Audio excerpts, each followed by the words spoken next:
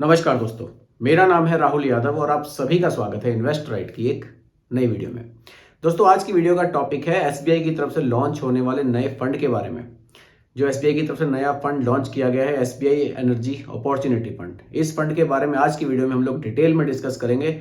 आप सभी लोग वीडियो को बहुत ही ध्यान से देखिएगा, क्योंकि यहाँ एक चीज मैं आप सभी को समझाऊंगा बिल्कुल सिंपल भाषा में।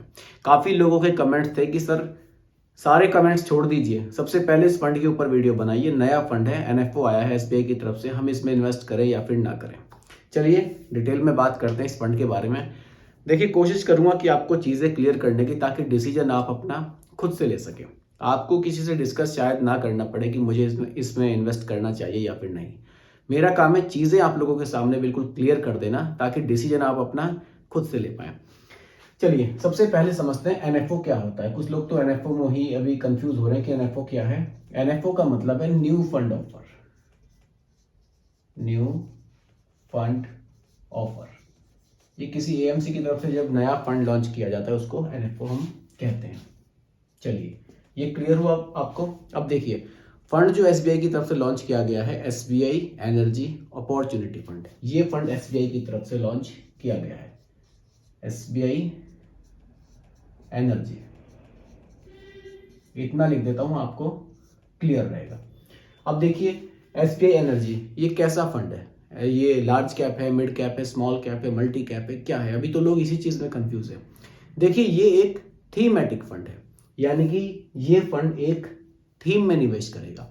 कितना निवेश करेगा? देखिए, ये एनर्जी सेक्टर का फंड है, यानी कि ये अपने पैसे का मिनिमम 80% एनर्जी सेक्टर्स की कंपनी के स्टॉक्स में ही इन्वेस्ट करेगा। सबसे पहले इस चीज को आप बिल्कुल क्लियरली समझिए। SBI energy fund minimum minimum 80% पैसा किन कंपनियों के स्टॉक्स में इन्वेस्ट करेगा? जो एनर्जी से रिलेटेड होंगी, केवल उन्हीं में 80% से भी ज्यादा का इन्वेस्टमेंट इसका इन्हीं कंपनियों में रहेगा।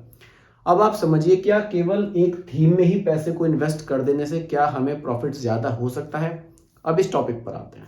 देखिए, अभी गवर्नमेंट का जो फोकस है वो एनर्जी की तरफ बहुत ज्यादा है।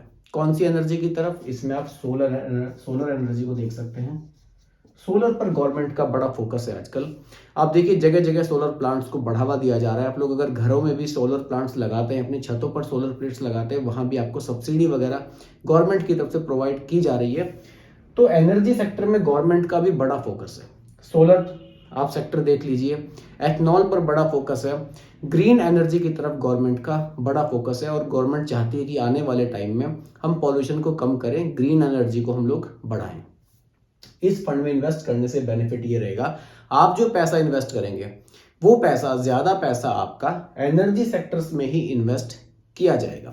अब गवर्नमेंट किसी चीज को बढ़ावा दे रही है तो बिल्कुल यहाँ पर चांसेस बन जाते हैं कि यहाँ आपको अच्छे बेनिफिट्स देखने को मिल सकते हैं। लेकिन साथ ही साथ आप इस चीज को भी जरूर ध्यान में रखिए, जब हम किसी थीमेटिक फंड के बारे में बात करते हैं, यानी कि हम किसी एक विशेष थीम वाले फंड में निवेश करते हैं, तो ये थोड़ा सा हाई रिस्क वाली कैटेगरी में आता है। क्योंकि देखिए, पैसा हमारा एक ही थीम में इन्वेस्ट होगा।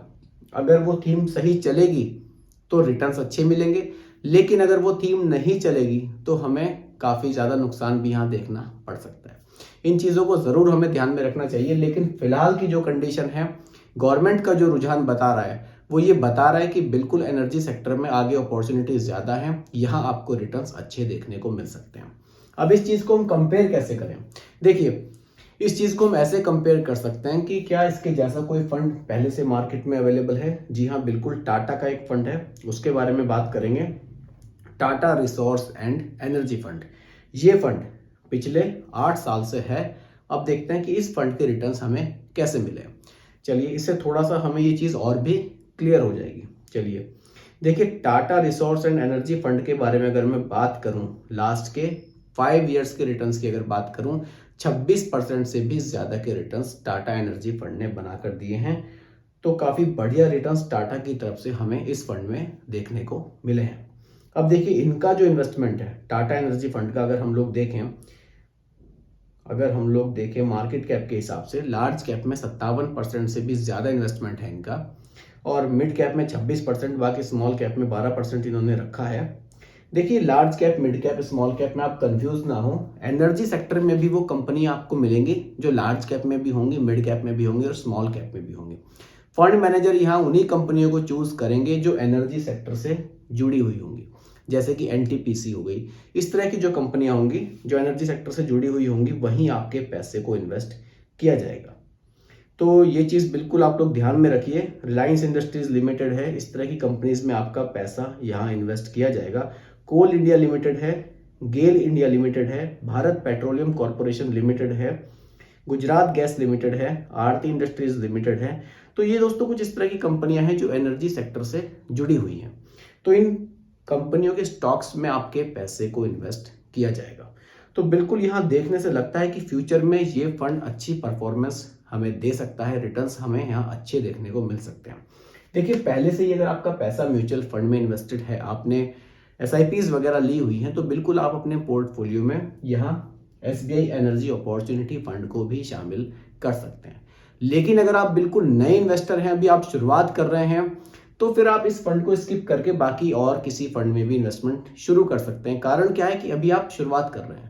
देखिए जो लोग शुरुआत कर चुके हैं, जिनका पहले से पोर्टफोलियो अभी चल रहा है, वो एक फंड और ऐड कर लेंगे तो कोई दिक्कत नहीं है। लेकिन जो बिल्कुल नए इन्वेस्टर हैं, वो मेरे हिसाब से किसी और कैटेगरी में जाएं तो उनके लिए ज़्यादा फायदेमंद हो सकता है।